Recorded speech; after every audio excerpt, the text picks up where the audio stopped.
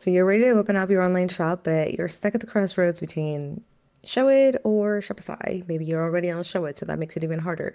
One is really praised for its creative flexibility, while the other is just a pure e-commerce power.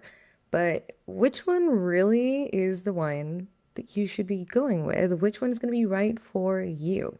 Today, I'm diving into the real differences between Showit and Shopify, what each one does best, where they fall short, because of course, nothing can be perfect, and most importantly, which one will help you make more money online. Stick around until the end because I'll be sharing a little known factor that could make or break your decision. Hey friend, welcome back to the Inspired Brew, where we talk all things branding, marketing, and making your website actually work for you. I'm your host, Ingrid, your brand and web designer, show it partner, and all-around conversion-obsessed strategist. Today, we're talking about one of my biggest questions that I get. And when I say one of the biggest questions, I really do mean it. I get this question at least once a week, whether it's from another designer or just from someone that is thinking about opening up their shop, but they are not even sure what platforms they should be picking. Should I build my online shop with Showit or Shopify? If you've been debating between these two, you're not alone. They are both great. And I will say, like, I am a Shopify partner, I'm a Showit partner. I love the platforms, but they serve very different purposes. And choosing the wrong one could lead to frustration, lost sales, and even extra costs down the line. So let's break it all down so that you can get a confident, educated decision. Let's start with the Showit pros and cons. The pros, obviously, it's unmatched with the design freedom that we get. It is drag and drop. It feels like you can do almost anything in there. If you want to move a picture to the left 2 pixels, you can absolutely do that. If you want to change a font, a color, something completely different on one page to the other, if you're building a sales page, like you have so many possibilities. It is absolutely customizable. The layouts are not really constricted to anything. So whatever you can think of, you most likely can do it and Showit. And there's no code needed. You can use code, and I do like using code, but it just doesn't need it to actually exist. Like those are more advanced, those are extra things that you might want to add. So no code needed on there. Perfect for personal brands and service-based businesses because aesthetics and storytelling are at the core of the brand. And if that is true for yours, then Showit is definitely want to be your best option. It has also a seamless WordPress integration, which obviously, if you have heard any of the other episodes, if you read my blog at some point, you know that to me that is just the best of both worlds because we get the gorgeous front end and a super powerful blogging system on the back end. So honestly, something that I love to have. And it's great for digital products and memberships or shops because if you're selling courses, downloads, memberships, when you pair Showit with a third-party checkout or third-party plugin using that WordPress side of things, it just works beautifully. Now, of course, there are some cons. I am aware that I can't just praise it and not shine some light on these, but it is limited on the e-commerce side of things because it doesn't have a native shopping cart. And that's kind of big when you're thinking of opening up a shop, right? So you'll definitely need to have some integrations in there. You can do Shopify Lite, you can do Thrivecart, you can do any other external solution that you can think of. If you can embed it, it can happen. If you can link it, it can happen. So it's limited because it doesn't come with it, but you can make it happen. It's also not ideal for huge inventory stores unless you have a very like set strategy and you are definitely going to be using the WordPress side of things because you need like a very powerful database that is going to handle the products. So if you have dozens or hundreds of products, Showit won't be the most efficient choice if you don't plan to have that like backend built. If you just want to embed it, that would not be my first choice. Now, let's talk about Shopify, the pros, the cons, because obviously we love it, but there's also some things that we need to talk about it. The pros. It's made for e-commerce. I think that that is basically the why is this even on the table? It's a full-fledged shopping platform built to handle everything from inventory to your checkout. It has the option for shipping as well, of course, if you're not doing digital products. Although I think that most everyone that I have in my circles are fulfilling some kind of digital product kind of order. But I do have clients and students that do ship their products, so it is an option. Powerful backend tools that you're going to find with Shopify, they are all going to be geared towards e-commerce. So I think that to me, that just immediately puts people at ease because you can have those automatic tax calculations or shipping integrations, which by the way, Shopify has its own integrations and they're great. Shopify really takes that heavy lifting off your plate because the only thing that they do is e-commerce and shops. So they have curated and have their like partners and people that create plugins and just like put them into Shopify with the marketplace. And the one thing that you do need to take into account is that not every single integration out there is going to work with the level of Shopify store that you get because they do have different levels and not every single one is going to work with all the things. Mostly if you are using Shopify starter instead of one of their like regular standard Shopify shops. So just a little bit of a caution in there. And of course, it can scale with you, whether you're selling 10 products or if you're selling 10,000 products, Shopify can handle it. At the end of the day, that is the only thing that it's built to do. Now, of course, we have some cons. The design flexibility is not there. It is, it has honestly evolved so much, but Shopify needs to have a great theme.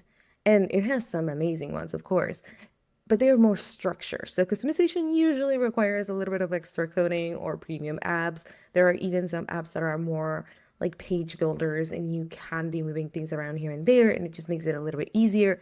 But just a little like fun fact, Shopify uses liquid code, and you can also add CSS and whatnot, but in Showit with the WordPress side, we use HTML, which is a little bit more common, but with Shopify, it requires liquid coding. So not everyone is as burst on it as we would want to because it will be so nice, but just a little FYI. And then, of course, I mentioned that they have different levels, so the subscription costs can add up. Shopify's plans, they start low, honestly, but you have obviously your transaction fees, which those come with the realm of selling anything online. But if you start adding plugins or apps, then those have their own cost. And then if you have a premium theme, it can just make it pricier over time. And one other thing that I will say, it's a major con for me, it's that it is an overkill for businesses that are just purely service based. Because if you're primarily selling like coaching services or a small number of digital products, Shopify's features might feel like more than what you actually need. So to me, that's a little bit of an overkill.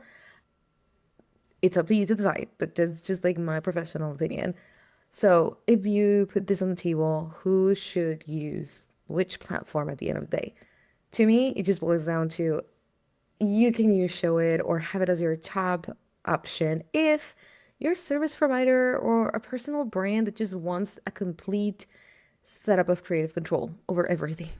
And if you sell a small number of digital products or a membership or a course and you plan to grow with it, that is also a good one.